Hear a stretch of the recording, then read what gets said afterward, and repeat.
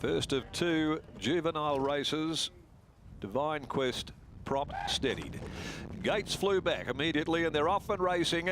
Little Peaches dwelt from wide out. The first to get going, jumping brilliantly, is Alcina from Regal Council. Euphonious gathering speed, and likewise Nemiroff, who's going to attack and may even win the battle for the front, and so it does. Nemiroff, it's sped clear from Alcina. Euphonious up on the outside of it, being followed over on the outside of those next of all by Regal Council.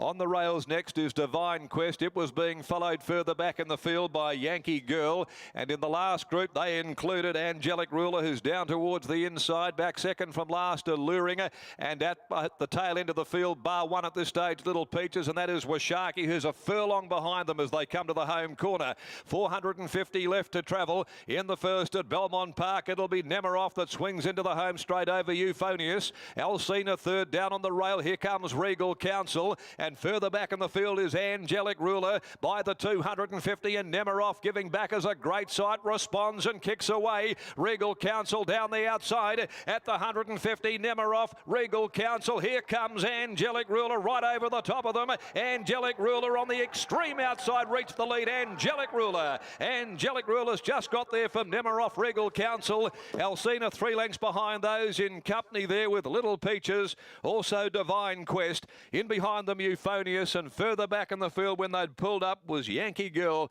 Second from last, Alluring. The stablemates a furlong behind it in Washaki. Sixth the winner, Angelic Ruler, with the in-form Lucy Warwick bringing it on the scene here with a well-timed winning ride to grab Nemiroff, Regal Council.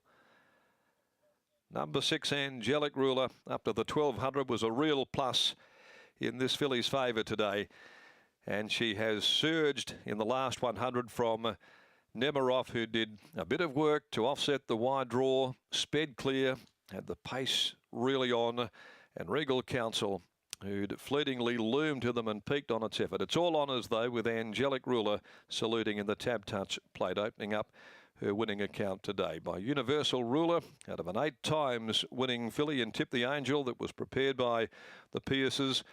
In particular, Colin Pierce, who is a part owner of this filly, with the Pierce Racing Syndicate managed by Dan B. Sangelli, C&T Salmiri, A. Russo, Battagliolo, and S.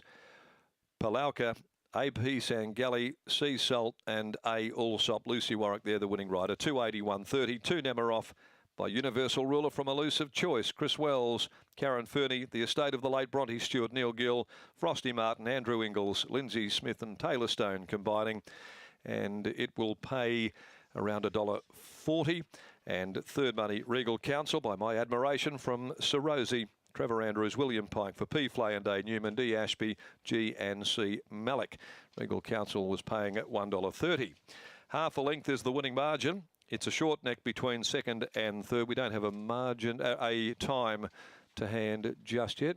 Or do we? Yes, we do. 1:13.76. 1:13.76 being the time, race 1. Back to the yard they come, race 2, the Amelia Park Beef Plate. Second division for the 2-year-olds over 1200. 4 Rebel Knight, the scratching with 11 playing Zeus. That's 4 and 11. They come out of the second race for the day. Let's go back to Gareth. And he joins us from down there in a pretty blustery mounting yard this afternoon, G. It is, Darren. Thanks for that. And Dan Pearce joins us here. Angelic Rule, that was impressive off the speed and down the outside to win nicely, and she deserved that. Yeah, she rode at a treat and, got there just in time. She has got a bit of ability, there's no doubt about that. The starts that we've seen before today. Were you expecting that performance? Yeah, look, she's a nice filly.